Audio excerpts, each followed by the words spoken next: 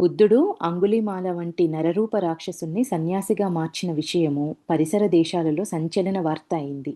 అనేక మంది బౌద్ధం వైపు ఆకర్షితులైనారు. మహామహా పండితులు, పీఠాధిపతులు, గురువులు బౌద్ధాన్ని ఆశ్రయించసాగారు. ఈ ఈ ఘటన జరిగిన తర్వాత అలా మారిన వారిలో ఉపాలి అనే వ్యక్తి ఒకడు. అతను నిగధ తెగకు చెందినవాడు. ఉపాలి నిగధను వదలడం చర్చనీయాంశం అయిపోయింది. ఉపాలి గొప్ప జ్ఞానిగా ప్రసిద్ధుడు.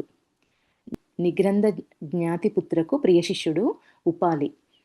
నిగ్రంథ విలాస పురుషుడు. ఆ ఏడాది గౌతముడు నలందలోని పవరిక వనంలో విడిది చేశాడు. జ్ఞాతిపుత్ర శిష్యులలో ఒకడు దీర్ఘతాపసి వచ్చి బుద్ధుణ్ణి దర్శించాడు.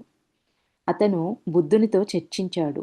నిగ్రంథ శిష్యులు కర్మలను అంగీకరించరు, కానీ పాపాలు అంగీకరిస్తారంట. 3 రకాల పాపాల గురించి తాపసి ప్రస్తావించాడు. అందులో ఒకటేమో శరీరంతో చేసే పాపాలు, రెండోదేమో వాక్కుల వల్ల జరిగే పాపాలు, మూడోది పాపపు ఆలోచనలు. వాటిలో ఏది పెద్ద పాపం తాపసి? బుద్ధుడు ప్రశ్నించాడు. బుద్ధుడి దగ్గరికి వచ్చాడు కదా ఆయన. దీర్ఘతాపసి వచ్చి బుద్ధుడిని దర్శించాడు. ఇది వాళ్ళ దాంట్లో ఉన్న దాని గురించి తెలుసుకొని ఈ మూడిట్లల్లో ఒకటేమో శరీరంతో చేసే పాపాలు, వాక్కుల వల్ల జరిగే పాపాలు, పాపపు ఆలోచనలు. ఇందులో ఏది అన్నిటికన్నా పెద్ద పాపము అనేది బుద్ధుడు ప్రశ్నించాడు ఆ తాపసిని. శరీరంతో చేసే పాపం చెడ్డదని మా గురువుల అభిప్రాయమని ఆయన తాపసి చెప్పాడు. బుద్ధుడు అన్నారు, జ్ఞానపరంగా చూస్తే ఆలోచన ముందరిది కదా.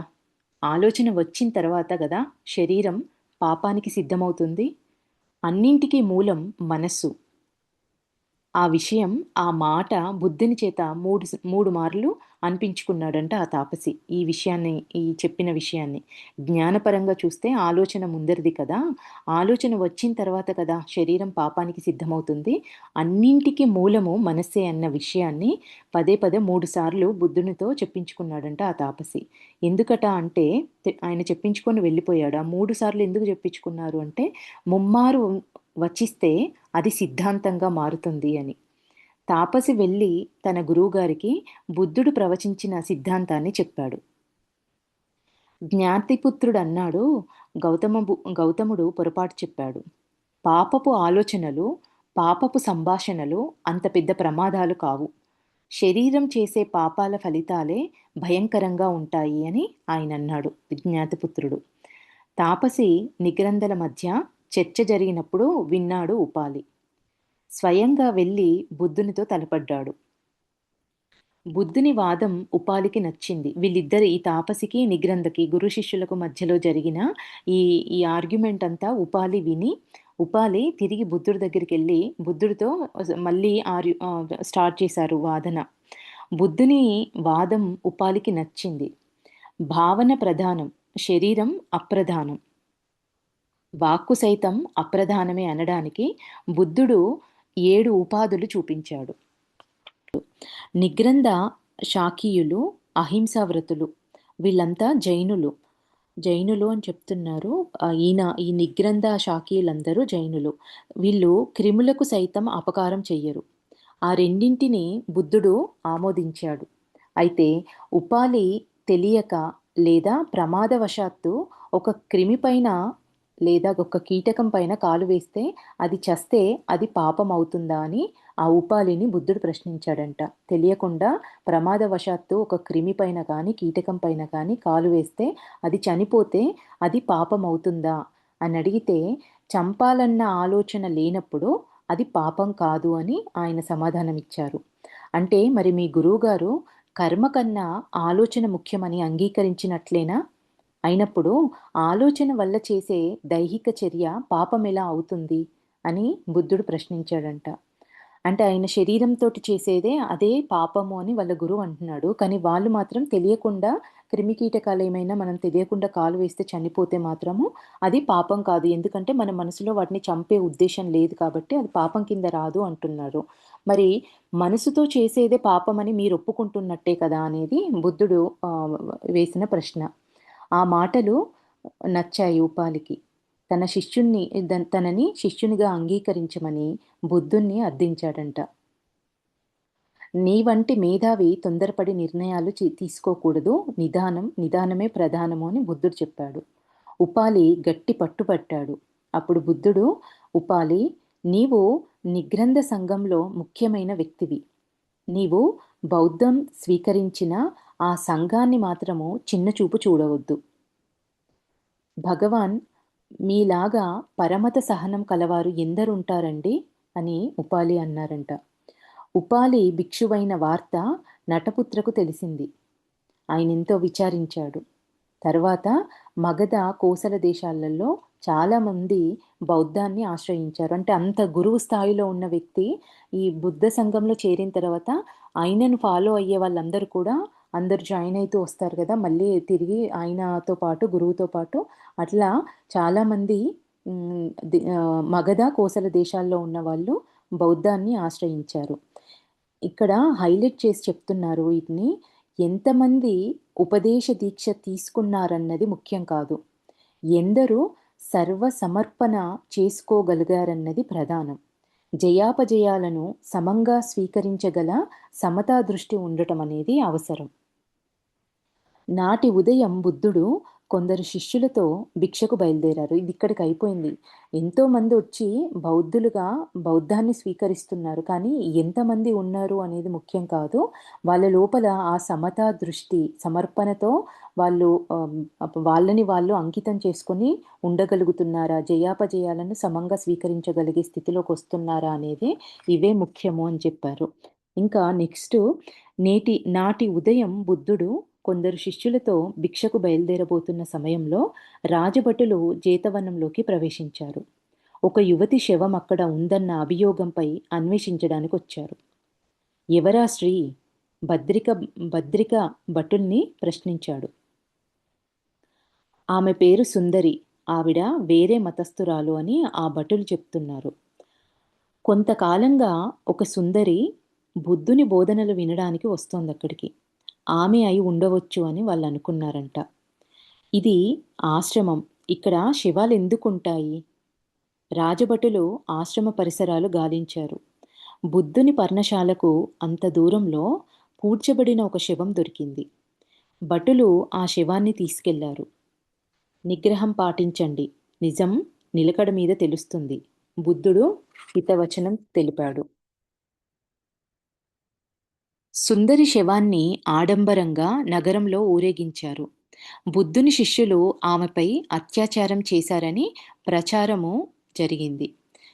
మొత్తం అంతటా ఈ ప్రచారం జరిగింది.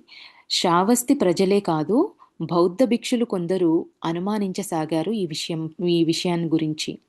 అది బుద్ధునికి కలంకం ఆపాదించడానికి పన్నిన పన్నాగం. ఎక్కడకు వెళ్ళినా భిక్షులకు అవమానాలు ఎదురయ్యాయి.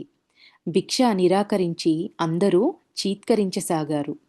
ఎంత నిగ్రహం పాటించినా మనస్సులో మాత్రము బాధ, కడుపులో ఆకలి దహించి వేస్తున్నాయి. బుద్ధుడు భిక్షులందరినీ సమావేశపరిచాడు. ఎక్కడైనా ఎప్పుడైనా ఎవరికైనా నిందలు రావడం అనేది సహజం. సిగ్గుపడవలసిన అవసరం లేదు. తప్పు చేస్తే తలదించుకోవాలి. మనం పవిత్రంగా జీవించినంత కాలం భయపడాల్సిన పని లేదు. అపనిందలు వచ్చిన దారినే పోతాయి. అవి నిందలు, నిజాలు మాత్రం కానే కావు. ఎవరడిగినా ఒక మాట చెప్పండి, తప్పు చేసిన వారు అనుభవిస్తారు అని. ఈ అపప్రద వార్త విశాఖ చెవిన పడింది. ఆమె కలత చెంది వెంటనే సుదత్తను కలిసి వేగుల్ని నియమించింది. దోషులెవరో కనిపెట్టమని. ఈవిడ రాజు భార్య రాణి, ఆవిడ వేగుల్ని నియమించింది. ఇది ఎట్లా జరిగిందో తెలుసుకోండి అని, దోషులెవరో కనిపెట్టమని చెప్పి. ఆ పనిలో రాకుమారుడు చేత సహాయాన్ని తీసుకున్నారంట. వారం రోజుల్లో హంతకుల ఆచూకీ తెలిసింది. నగరం చివర ఇద్దరు వ్యక్తులు తప్పతాగి దెబ్బలాడుకుంటుండగా వేగులు వెళ్ళి పట్టుకున్నారు. సుందరి వర్గీయులే తమకు డబ్బిచ్చి ఆ పని చేయించారు.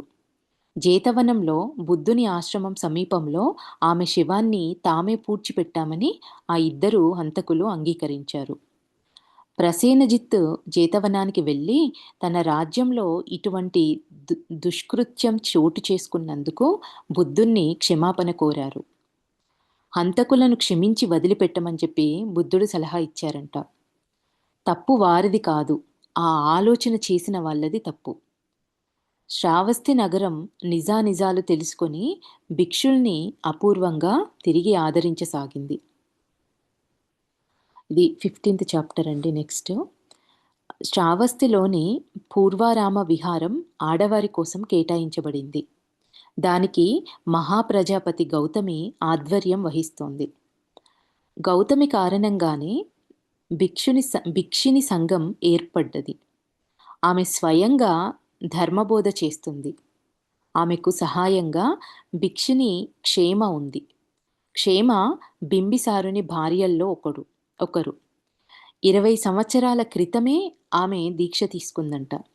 సన్యాసినిగా ఆవిడ జీవిస్తోంది. మొదట్లో క్షేమ అమాయకంగా సాదాసీదాగా ఉండేది. బుద్ధ దీక్ష తీసుకున్న తర్వాత, ధ్యాన సాధన తర్వాత ఆమెకి వివేకం కలిగింది. అప్పుడు ఆవిడ జ్ఞానిగా మారింది. 4 సంవత్సరాల శిక్షణ తర్వాత ఉపాసికగా కూడా అయింది ఆవిడ. ఇప్పుడు ఆమె గౌతమి తర్వాత అందరికీ పూజనీయురాలు, ఆరాధనీయమైన వ్యక్తి.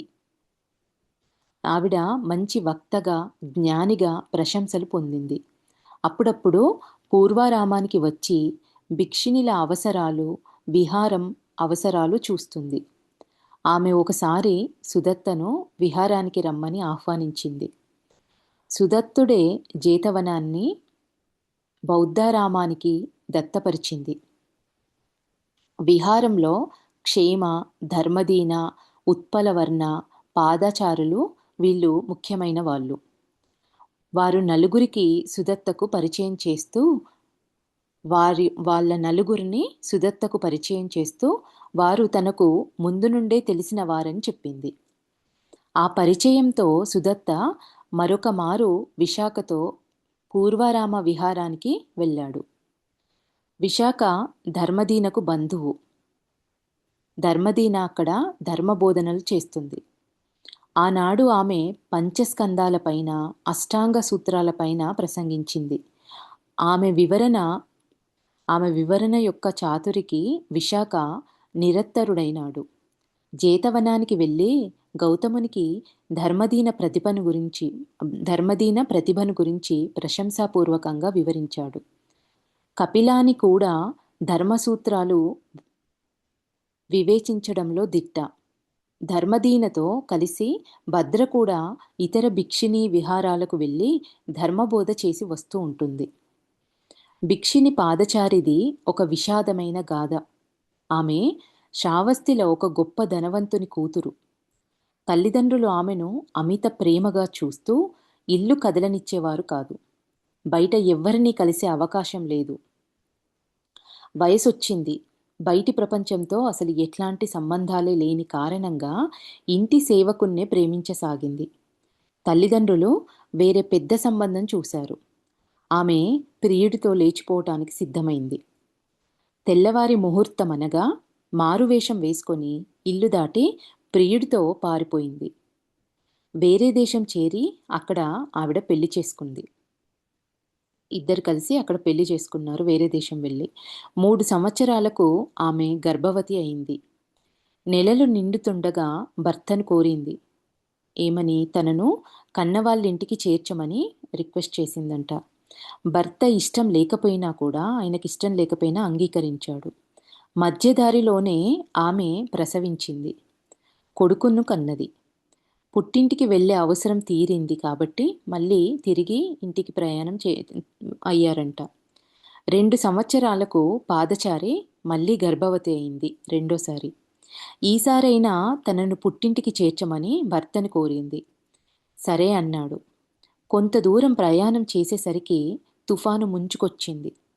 అడవి బాట. అప్పుడే ఆమెకు నొప్పులు మొదలయ్యాయి. ఆమెను ఒక చెట్టు కింద నిలిపి అడవిలోకి వెళ్ళాడు. కర్రలు, ఆకులు తెచ్చి ఒక గుడిసె వేయాలని ఆవిడ భర్త అడవిలోకి వెళ్ళాడు. వెళ్ళినవాడు ఎంతకీ తిరిగి రాలేదు. అర్ధరాత్రి జోరున వాన. ఆమె మరొక బిడ్డకు జన్మనిచ్చింది. తెల్లవారి పసిగుడ్డును, 3 ఏళ్ల కొడుకును వెంటబెట్టుకొని భర్త కోసం వెతకసాగింది. అతని జాడ లేదు. కొంత దూరంలో భర్త శవం కనిపించింది. విషసర్పం కాటుకు గురై చనిపోయాడు భర్త. ఏడ్చి ఏడ్చి పిల్లలతో బయలుదేరింది. శ్రావస్తిలో కన్నవాళ్లను చేరాలని ఆమె ఆమె బయలుదేరింది. నది ఒడ్డుకు చేరింది. వర్షాలకు నది పొంగి పొర్లుతోంది. కుర్రవాడు నడిచే లోతు కాదది. పెద్ద పిల్లవాడిని ఒడ్డున నిలిపి తాను పసిబిడ్డతో నదిని దాటసాగింది. పిల్లవాణ్ణి చేతులతో పైకెత్తి పట్టి నది దాటుతుండగా ఒక పెద్ద గద్ద వచ్చి చేతిలోని బిడ్డను తన్నుకుపోయింది. ఎంత అరిచినా గద్ద కనికరించలేదు. ఒడ్డున వదిలిన పిల్లవాడు అమ్మ తననే పిలుస్తోందని నీళ్లలోకి దిగాడు. ఆ ప్రవాహ ఉధృతానికి వాడు కూడా కొట్టుకుపోయాడు.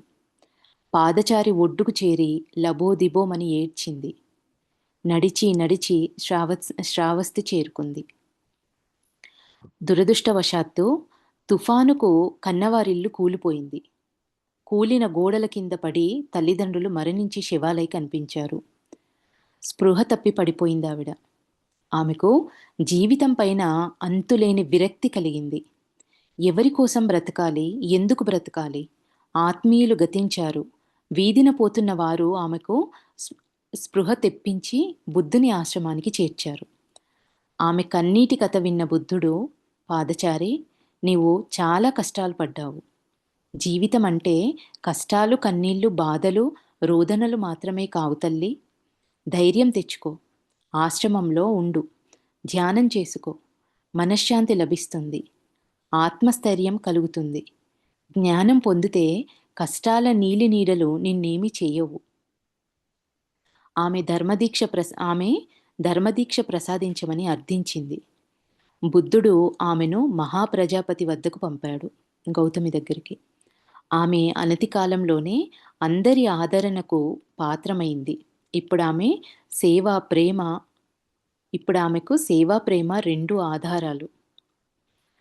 మరొక ప్రధాన భిక్షిని ఉత్పలవర్ణ. ఆమె కూడా అనేక కష్టాలు ఎదుర్కొని సంఘాన్ని ఆశ్రయించింది. ఆమె గొప్ప సౌందర్యవతి. జుత్తు తీయించుకున్నా కూడా ఆమె అందానికి వచ్చిన లోటు ఏమీ లేదు. మౌద్గల్యన భిక్షుకు ఆమె పట్ల అభిమానము మెండు. ఒకసారి మౌద్గల్యన ఆరామంలో వెళుతూ ఉత్పలవర్ణను చూడటం తటస్థించింది. ఆమె విరిసిన పద్మంలా ఉంది. కానీ మౌద్గల్యకు ఆమె కంటిలో తడి కనిపించింది. ఆమె బాధాతప్త హృదయ అని గ్రహించాడు. సూటిగా కళ్ళలోకి చూస్తూ ప్రశ్నించాడావిడను. అమ్మా, నీవు అపురూప సౌందర్యవతివి, లావణ్య విలాసినివి. కానీ నీ దుస్తులు నీ దుస్థితికి నిదర్శనం. నీ దైన్య స్థితికి నీ దుస్తులు అద్దం పడుతున్నాయి. నీలో కనిపించని వేదనేదో ఉంది. ఏమిటి తల్లి నీ బాధ? నీవు బాధల్ని దిగమింగుతూ చీకట్లోకి నడుస్తున్నావనిపిస్తోంది నాకు. భిక్షువు తన హృదయాన్ని, మనస్సును ఒడిసిపట్టుకున్నది ఆశ్చర్యపడి. తాను ఎంత గంభీరంగా నటించినా ఆంతర్యం తెలిసిపోయింది అని. తనలోని తొట్రుబాటును కనిపించనీయలేదావిడ. మీరు ఊహించింది నిజమే మహాత్మా. నాకు మరో మార్గం కనిపించడం లేదు. నాది అధోగతి. అంత నిరాశ కూడదు తల్లి. గతాన్ని తలుచుకొని కృంగిపోతే భవిష్యత్తు ప్రశ్నార్థకమవుతుంది. చీకటి మిగులుతుంది. కట్టిన బట్టలు మాసిపోతే ఉతికి మలినాలు వదిలించుకుంటాం. చిరిగిపోతే కొత్త బట్టలు వేసుకుంటాం. జీవితమూ అంతే. బాధలతో భంగపడిన మనస్సుకు కలుషితమైన హృదయాన్ని శుభ్రపరిస్తే చాలు. జ్ఞాన జలాలలో స్నానం చేద్దువు. సిద్ధంగా ఉండు. ప్రతి వారికి శాంతి, ఆనందాలు అనుభవించే అవకాశం ఉందని బుద్ధ భగవానుడు అంటారు. ఉత్పలవర్ణ కన్నీరు మున్నీరుగా విలపించసాగింది. నా జీవితమే ఒక పాపకూపం స్వామి. బుద్ధ భగవానుడు సైతం నన్ను ఉద్ధరించగలడని నేను అనుకోవటం లేదు. ఉత్పలవర్ణ తన కథ చెప్పడం మొదలుపెట్టిందిలా. నేను సంపన్న కుటుంబంలో జన్మించాను మహాత్మా. 16వ ఏట నాకు వివాహం జరిగింది. తర్వాత నా మామగారు చనిపోయారు. నా అత్త నా భర్తతో అంటే స్వంత కొడుకుతో అక్రమ సంబంధం పెట్టుకుంది. నాకొక కూతురు పుట్టింది. నా అత్త నా అత్తాభర్తల చర్యలు నేను భరించలేకపోయాను. కూతుర్ని అక్కడే వదిలి వచ్చేశాను. కొంతకాలం తర్వాత ఒక వ్యాపారిని పెళ్లి చేసుకున్నాను. కొన్నాళ్లకు అతను మరొక స్త్రీతో అక్రమ సంబంధం పెట్టుకున్నాడు. ఆ అమ్మాయి మరెవరో కాదు, నా కన్న కూతురే. దాంతో నాకు ప్రపంచమన్నా, మనుషులన్నా రోత పుట్టింది. ఎవ్వరిని నమ్మలేకపోతున్నాను. చివరికి నేను ఒక విలయాలిగా మారాను. బంగారం, రత్నాలు, ఆభరణాలు సంపాదించాను. నిజానికి మిమ్మల్ని వలలో వేసుకోవాలనేదే నా ప్రయత్నం. ఆమె మొహాన్ని అవమానం కమ్మింది. సిగ్గు విడిచిన సౌందర్యవతి సిగ్గుపడింది, ఏడ్చింది. ఆమె గుండె ఆమె గుండె బరువు తీరే వరకు మౌద్గల్యన ఏడవనిచ్చాడు. తర్వాత బుద్ధ విహారానికి తీసుకువెళ్ళాడు. ఆమెకు అనునయ వాక్యాలు చెప్పి గౌతమికి అప్పగించాడు. అచిరకాలంలోనే ఉత్పలవర్ణ గొప్ప ఉపాసికగా పరిణమించింది. ప్రతి అశ్వయుజ పౌర్ణమికి ఇక్కడికి ఆ స్టోరీ అయిపోయిందండి. ప్రతి అశ్వయుజ పౌర్ణమికి సర్వభిక్షు సమావేశం నిర్వహిస్తారు. ఈసారి ఆనవాయితీ మారింది. కార్తీక పౌర్ణమి నాడు భిక్షు సమ్మేళనం ఏర్పాటు చేశారు. నానా దేశ భిక్షు విహారాలకు చెందిన భిక్షులందరూ శ్రావస్తి చేరారు. జేతవనంలో 3000 మందికి వసతి ఏర్పాట్లు జరిగాయి. విశాఖ, మల్లిక భిక్ష ఏర్పాట్లు చేశారు. కార్తీక పౌర్ణమికి తెల్ల కలువలు విరబూస్తాయి. బుద్ధుడికి కలువలంటే ఇష్టం. ధ్యానానికి కలువలకు అభేదమంటారు. ఈసారి సమారోహంలో ధ్యానం, చైతన్యం, గమనిక అనే అంశాలపైన ప్రవచనం సాగింది. యశోధర సుందరినంద ఉపాసిక దీక్ష తీసుకొని గౌతమి విహారంలో ఉంటున్నారు. కపిలవస్తుకు ఉత్తరంగా ఒక విహారం నెలకొల్పుకున్నారు. అది గౌతమి పర్యవేక్షణలో ఉంది. గౌతమి దీక్ష తీసుకున్న 6 మాసాలలో యశోధర వచ్చి చేరడం జరిగింది. ఒక్క ఏడాది కాలంలో యశోధర గౌతమి స్థాయికి చేరుకోగలిగింది. యశోధర జన్మతః మహాయోగిని. సిద్ధార్థుని అర్ధాంగి కదా. గౌతమ బుద్ధుని ప్రజ్ఞలో సమభాగి. భిక్షిని విహారాల నిర్వహణ, పోషణ బాధ్యతలు విశాఖ, రాణి మల్లికలది. తన రాజోద్యానం సైతం ఉపాసికలకు కైంకర్యం చేసేసింది రాణి మల్లిక. ఆమె వృద్ధురాలైంది. ఆనాడు పూర్వారామంలో బుద్ధుని ప్రసంగానికి యశోధర, నీల, విమల, సోమ అందరూ హాజరయ్యారు. రాహుల్ స్వస్తికి తన తల్లిని, చెల్లిని పరిచయం చేశాడు. బుద్ధుని ఆనాటి ప్రవచనం దేని మీద అంటే ఎరుకతో ధ్యానం చెయ్యాలి అని. ఎరుకతో ధ్యానం చెయ్యాలి. పూర్ణ ఎరుకతో ధ్యానం చేస్తే మంచి ఫలితాలు కలుగుతాయి. సమాధిలో శరీరాన్ని మరిచిపోవడం, శరీర స్పృహ కోల్పోవడం తప్పు. శ్వాసపైనే ధ్యాస ధ్యానంగా మారాలి. అది శూన్యం పైన ధ్యానం అవుతుంది. శ్వాసలు ఎన్నో రకాలున్నాయి. దీర్ఘశ్వాస. నేను దీర్ఘశ్వాస చేస్తున్నానన్న స్పృహ, గమనిక ఎప్పుడూ ఉండాలి. దీర్ఘ నిశ్వాసం పైన ధ్యాస ఉంచాలి. అంటే దీర్ఘ నిశ్వాసం పైన ధ్యాస ఉంచాలి. అలా దీర్ఘ ఉచ్ఛ్వాస నిశ్వాసాలపైన ధ్యాస ఉంచడం లాంటిదే హ్రస్వ ఉచ్ఛ్వాస. అంటే తక్కువ జరిగే, చిన్నగా జరిగే శ్వాస, తక్కువ సమయం జరిగి ఉండేది ఈ హ్రస్వ ఉచ్ఛ్వాస. నిశ్వాసలపై ధారణ చేయటం. హ్రస్వ శ్వాసక్రియ జరిగినప్పుడు మరుపు క్రమంగా తగ్గి ఆలోచనలు సన్నబడి ఆగిపోతాయి. ఆలోచనలు ఆగిపోవటంతో శూన్య మార్గం ఏర్పడుతుంది. శూన్యం పెద్ద సొరంగం లాంటిది. శూన్యంలో ప్రవేశించగానే చైతన్యం మేల్కొంటుంది. హృదయము జాగృతమవుతుంది. గమనిక ఉన్న మనసు పనిచేయని స్థితిలో సత్యం మెరుస్తుంది. జ్ఞానం తళుక్కుమంటుంది. ఎరుకతో ధ్యానించటం వల్ల సమాధి, అచేతనల భయం ఉండదు. ఏ క్షణంలోనైనా స్వస్థితికి మనము రాగలరు. తర్వాత శరీరం పైన ధ్యానం, ఆ తర్వాత నిశ్చలత్వం పైన ధ్యానం. ఇలా మొత్తం 12 రకాల ధ్యాన స్థితులున్నాయి. అన్నీ అన్నీ అనుభవంలో మీకే తెలుస్తాయి. దేనికైనా అనుభవమే ప్రధానం. మొదటి 4 ధ్యానాలలో మనస్సుని దాటిపోవడం జరుగుతుంది. తర్వాత అనుభూతులు తెలుస్తాయి. ఆలోచనలు ఆగిపోతాయి. స్వేచ్ఛ పొందినప్పుడు ఆనందం అనంతంగా అనుభవిస్తారు. అదే శాశ్వతానంద స్థితి, ప్రశాంత స్థితి. అదే నిర్వాణ సుఖం. 3000 మంది భిక్షునులు ఆ నిమిషంలో ఈ ప్రసంగం చేసే అప్పుడు పరమానంద స్థితిని అనుభవించారంట. బుద్ధ చైతన్యం వారందరిలో నిండిపోయింది. ఒకసారి ఇక్కడికి ఇది అయిపోయిందండి. నెక్స్ట్ ఒకసారి అహింసకుడు అంటే మారిన అంగుళిమానుడు అహింసకుడు భిక్షకు వెళ్ళి గాయాలతో తిరిగి వచ్చాడు. భిక్ష అర్థిస్తుండగా కొందరు అతనే అంగుళిమాలగా గుర్తించి మీద పడి కొట్టారు. అన్ని హింసలు భరించి విహారానికి తిరిగి వచ్చాడు. బుద్ధుడు స్వయంగా అహింసకుని గాయాలు నీటితో కడిగి మందు రాసి ఉపచర్యలు చేశాడు.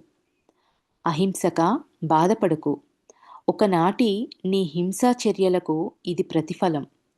ఆనాడు నీ కారణంగా ప్రజలు ఎంత భయపడ్డారో, ఎంత బాధపడ్డారో తెలిసింది కదా ఇప్పుడు. గతంలో నీవు చేసిన పాపాలకు ఇది నిష్కృతిగా భావించు. ఒక రహస్యం తెలుసా? బాధల్ని ప్రేమతో భరించగలిగితే 1000 జన్మల ద్వేషం కడిగి వేసుకున్నట్లు. మళ్ళీ ఒకసారి రిపీట్ చేస్తా అండి. బాధల్ని ప్రేమతో భరించగలిగితే 1000 జన్మల ద్వేషం కడిగి వేసుకున్నట్లు. నీవు నిష్కల్మషంగా ఉంటే నీ వాక్కు సిద్ధిస్తుంది. నీ సంకల్పం ఫలిస్తుంది. నీ వాక్కే మహాధన్వంతరి. ఇవి చెప్పారంట బుద్ధుల వారు అహింసకుడికి.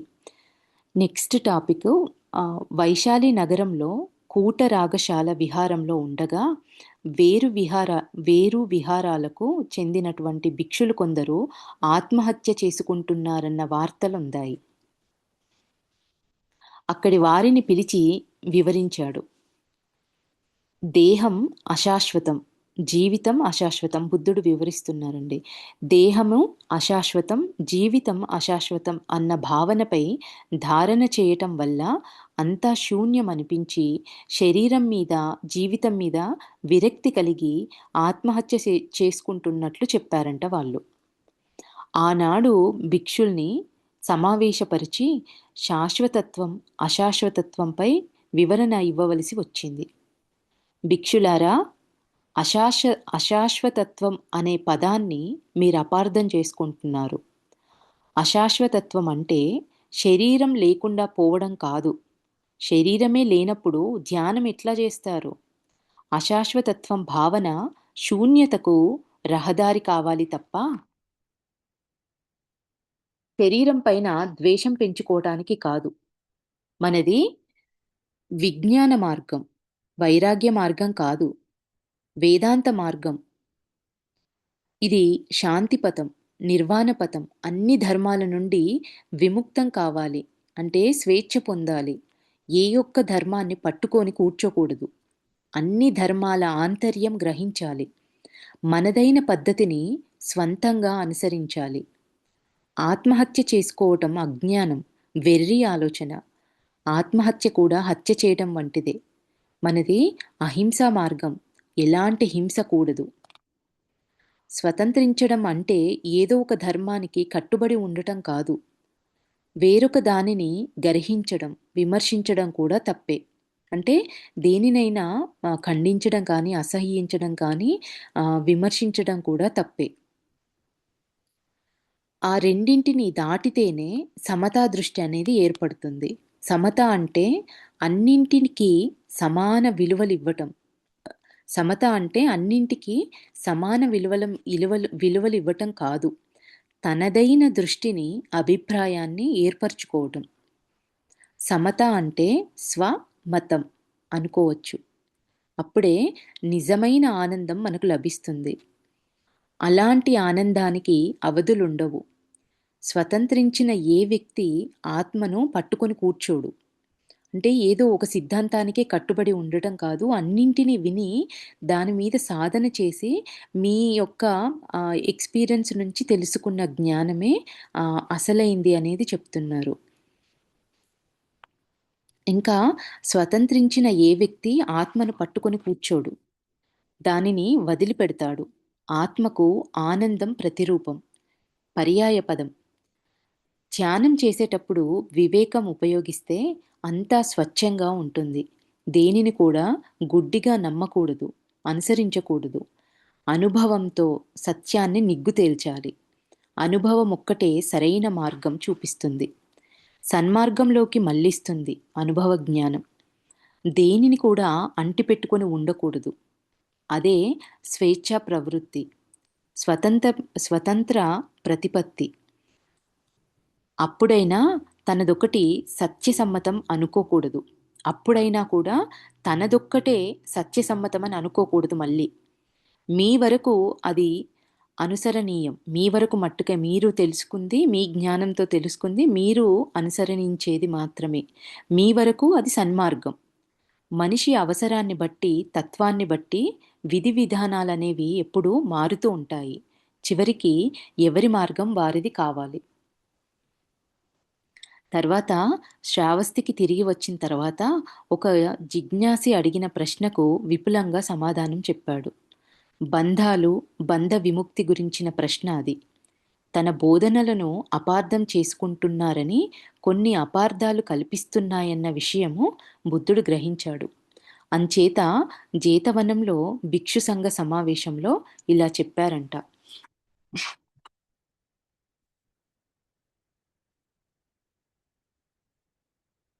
భిక్షులారా, సూత్రాలను సరిగా అర్థం చేసుకోపోతే అనర్థాలు కలుగుతాయి.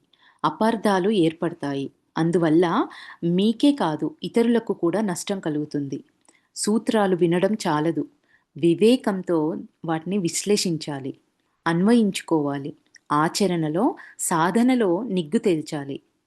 బోధన అన్నది ఒక సత్యాన్ని చెప్పటానికి ఉపయోగపడే మాధ్యమం. అదే సత్యం కాదు.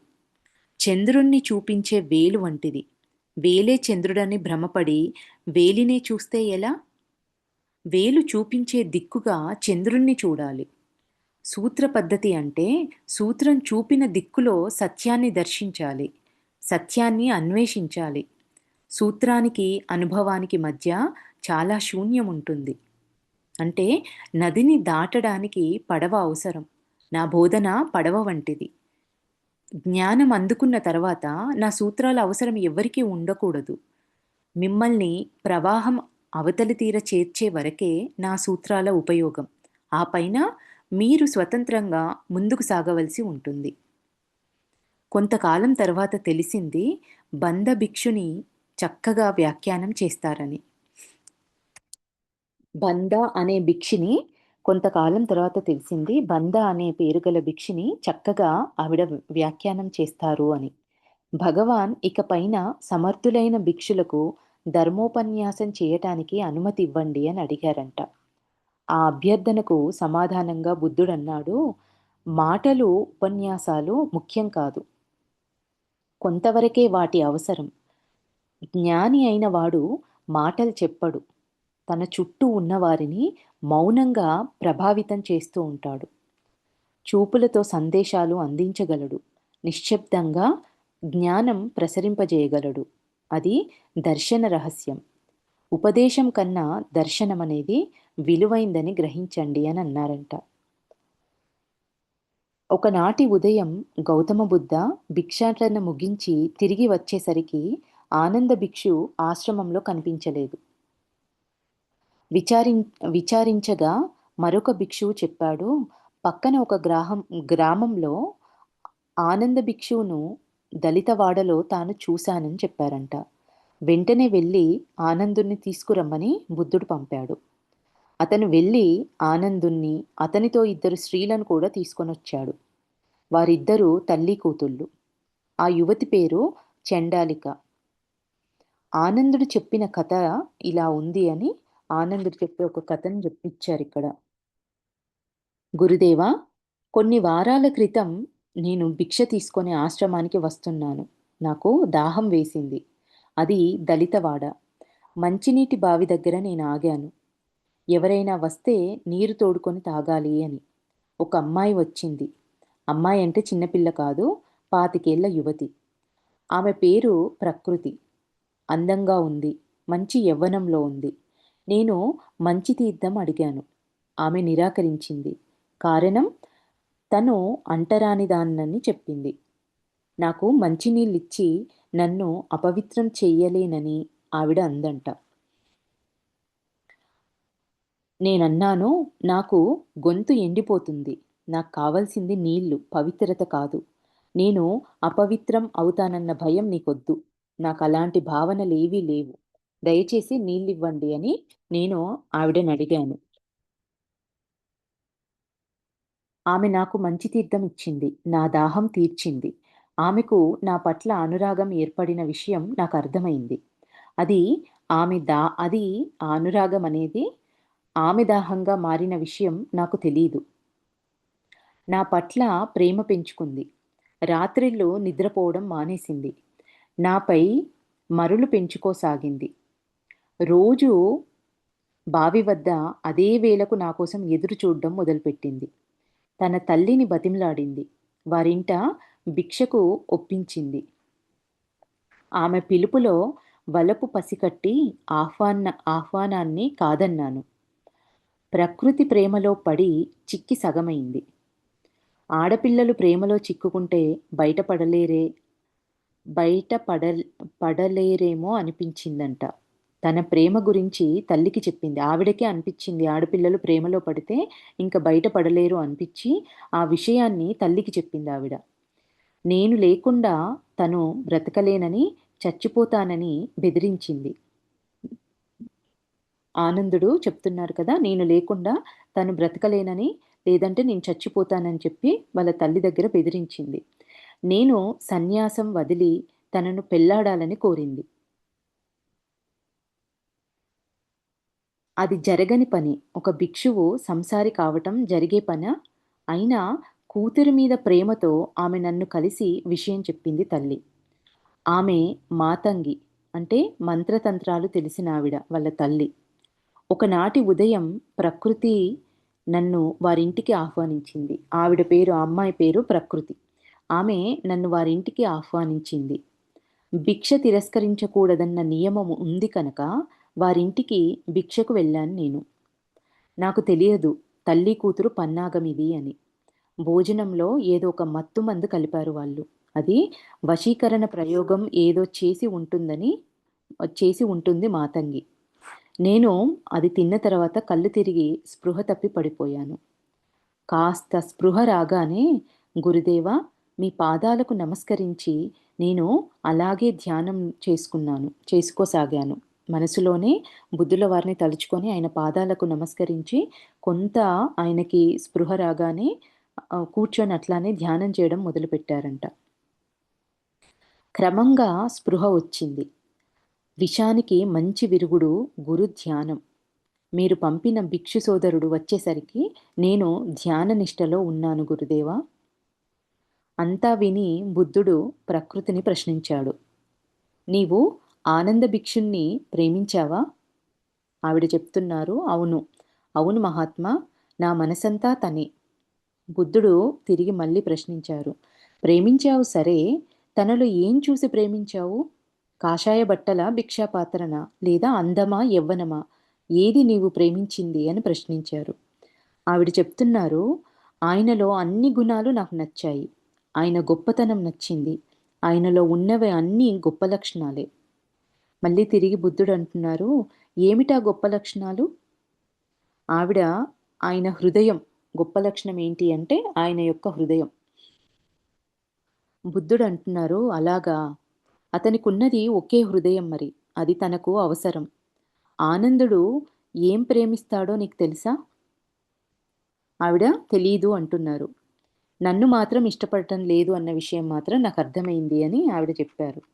బుద్ధుడు అంటున్నారు, పొరపాటు ప్రకృతి. ఆనంద్ నిన్ను ప్రేమిస్తున్నాడు. అయితే అతని ప్రేమలో కాంక్ష లేదు, స్వార్థం లేదు, ఆశ కూడా లేదు, కామం లేదు. అతని అతను శాంతిని ప్రేమిస్తాడు. అతని ప్రేమను అర్థం చేసుకోగలిగితే నీవింతగా బాధపడవు. అది విని ఆ ప్రకృతి అంటుంది, ఆయన వలె నేను ప్రేమించగలుగుతానా? బుద్ధుడు చెప్తున్నారు, ప్రేమలో కామాన్ని, ఇష్టాన్ని, స్వార్థాన్ని తీసివేసి చూడు, ప్రేమించగలవేమో.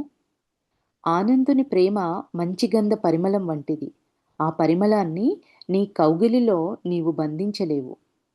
నీ కామనతో కలుషితం చెయ్యలేవు. అది చల్లని ప్రేమ. నీవు ఆనందుని వలె ప్రేమించడం నేర్చుకో. ఆనందుణ్ణి కాదు, ప్రేమను ప్రేమించు. ఆవిడ ఇదంతా విని అన్నారట, మార్గం చూపించండి మహాత్మా, నేను నేర్చుకుంటాను అని ఆవిడన్నారు.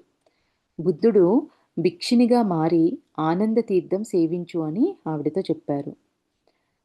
ఆవిడన్నారంట, మరి నేను చెండాలికను కదా అంటే, సంఘంలో కులాలుండవు, అందరూ బుద్ధులే, అందరూ జ్ఞానానికి అర్హులే అని బుద్ధుడు చెప్పారు.